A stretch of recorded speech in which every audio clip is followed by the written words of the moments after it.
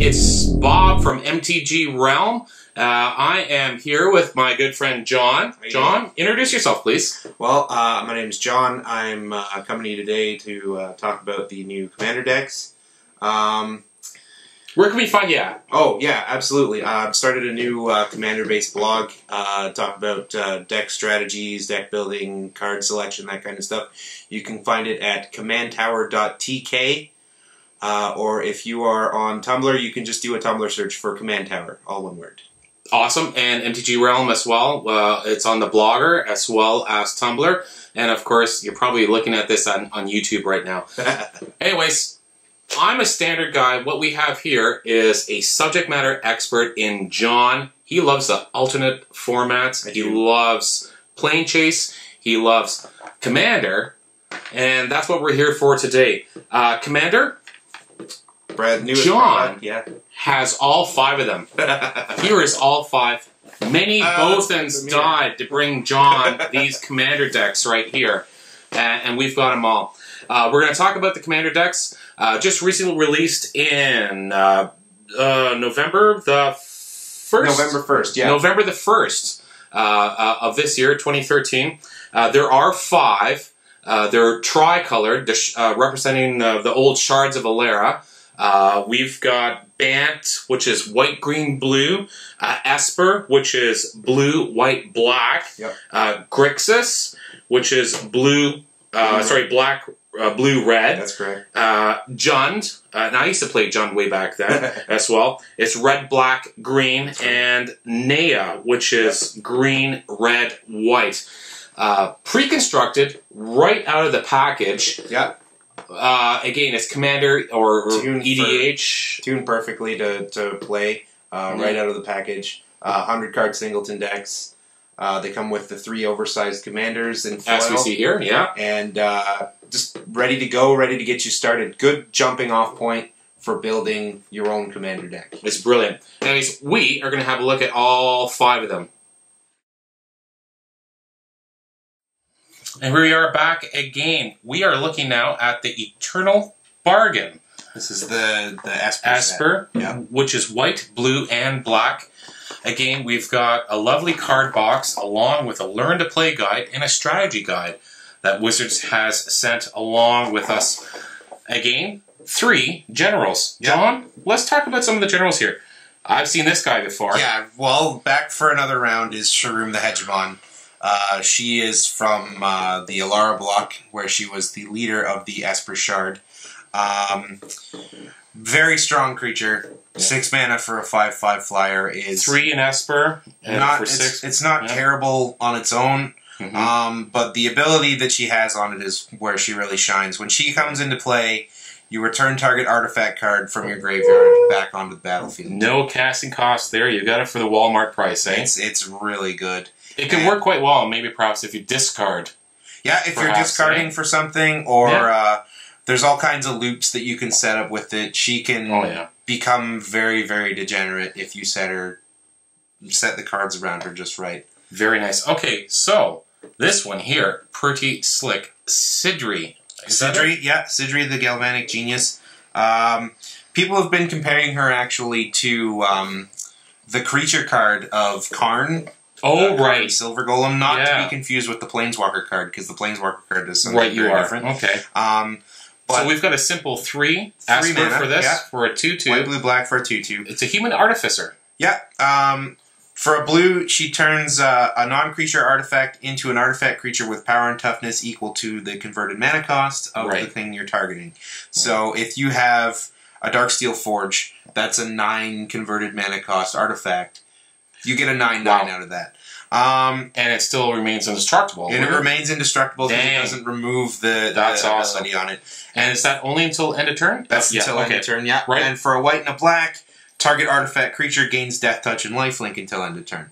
So if your 9/9 indestructible isn't strong enough for some unknown reason to take something down, you can also give it Death Touch and Lifelink.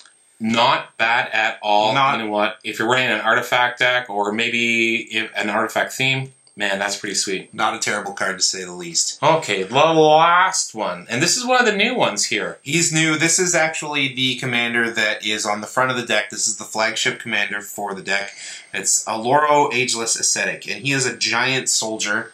All right. So converted mana cost, we've got 3 in Esper for 6. 6 total. A 4/5 giant soldier. Not terrible. At the beginning of your upkeep, you gain 2 life. So if he's out on the field, you're gaining 2 life. Yeah. Whenever you gain life, you can pay a colorless mana. If you do a card, you draw... Or if you do, you draw a card, and each opponent loses a life. Right. Not terrible. Yeah. And if he is in the command zone, you gain 2 life. That's pretty darn good. So this ability and this ability work together. Unfortunately, you can't pay the one if he's in the command zone, because this ability is only when he's on the field. Gotcha. Right. Life gain isn't usually a great viable strategy in Commander, but with a commander like this, you can definitely make it worthwhile if you're getting more out of it. Right. And there's cards out there that you could look at, season to taste, that to take advantage of that particular ability. He's definitely buildable. Yeah. All right. Again, you know what? We're going to just touch briefly again on the mana base. We've done that for the last video again. Yeah. 2 must-have cards, eh, John? Command Tower, always good, always useful in any multicolor command deck. Right. And the new one, the Opal Palace, if your commander is aggressive, this is a great addition to your deck, because adding +1/+1 counters, it really means that you don't really care that much about the commander tax, because you're making it worthwhile by playing this. It's becoming a monster every time you go ahead and do a recast. Absolutely. There, right? Yeah. Very nice. So what else do we have? Well, there's 3 cards that I wanted to kind of take a look at that were in this deck. Right.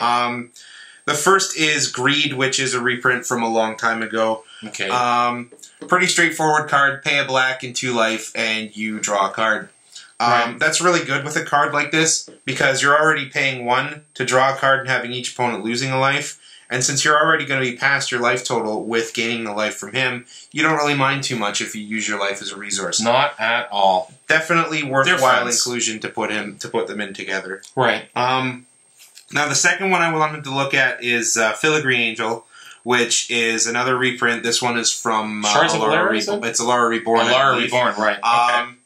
Now, it's a really strong card, because its power and toughness is not terrible. It's fairly good size for what it is. But the ability that is really nice is when it comes into play, you gain 3 life for each artifact you control.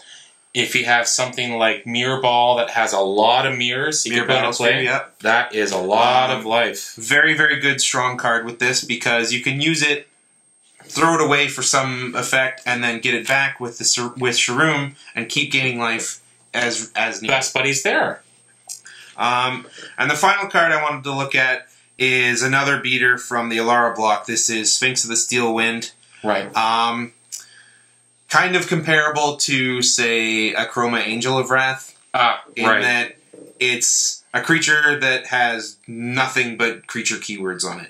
It's got Flying, First Strike, Vigilance, Lifelink, and Pro Red and Green. Sorry. Wow. Yeah, that's super. They almost ran out of text here. And you know what? They even got some flavor text in there. That's amazing. Worthwhile enough to get it. This is a very strong... Usually, my thought is when you're putting a creature in a commander deck, you want to make sure that it does a little bit extra. Right. This creature, all it needs to do is swing. It doesn't need to do anything else, and it's just good enough like that. Stand alone. If everything else on your side of the board is gone, you know what? We still have an excellent card there. Very good. Great creature, right? Yeah. Some suggestions.